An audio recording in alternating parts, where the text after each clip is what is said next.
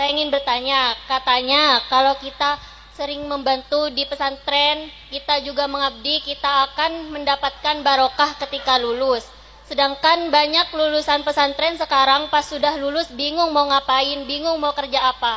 Sedangkan kalau kerja kita harus punya ijazah minimal S1 lah ya.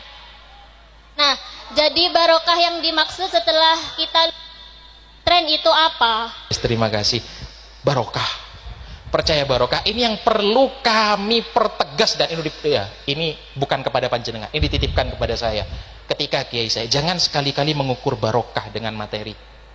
Barokah itu nyata, betul, fakta, tidak bisa dipungkiri, tapi kita perlu memahami barokah itu apa. Barokah itu secara sederhana ziyadatul khair, bertambahnya kebaikan pada diri kita apapun kondisi kita.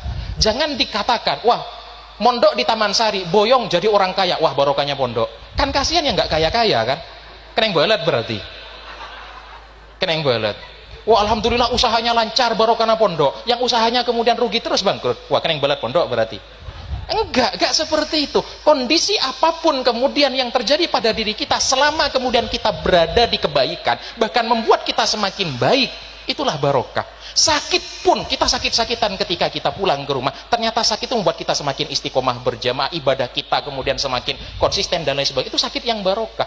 Kaya, kalau membuat kita semakin tidak sempat berjamaah, bahkan sholatnya bolong-bolong, hati-hati, itu bukan kekayaan yang barokah. Saya sulit mencari pekerjaan Ustadz ketika saya pulang ke rumah, kenapa ijazah saya tidak laku dan lain sebagainya. Tapi ya dengan kemudian punya kondisi seperti itu, akhirnya semakin rajin sholat duha, semakin rajin kemudian baca surat Al-Waqi'ah, ikhtiarnya semakin menggebu, pikirannya kemudian kebuka, meskipun akhirnya cuma jualan cilok dan lain sebagainya, seumpama itu barokah jadinya. Kenapa? Membuat diri kita semakin baik, diterima kemudian di perusahaan yang sangat luar biasa, gajinya gede 30 juta, tapi jangankan ikut kegiatan pesantren, jangankan kemudian berjamaah, sholatnya sering kodok, hati-hati, itu bukan barokah.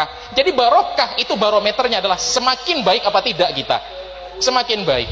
Jadi kalau membuat kita semakin baik, berarti kemudian situasi kita barokah ketika itu, punya pekerjaan ataupun tidak. Jadi jangan sekali-kali mengukur barokah pakai materi, tapi ukurlah barokah dengan kebaikan. Karena kita di dunia itu tempat kemudian kita nanam kebaikan, fid dunya hasanah, dan nanti fil akhirati hasanah. Fid dunya hasanah wa fil akhirati hasanah, itu tempatnya kita di pesantren. Jadi bukan dunia saja yang kita kerja, tapi juga akhirat. Terakhir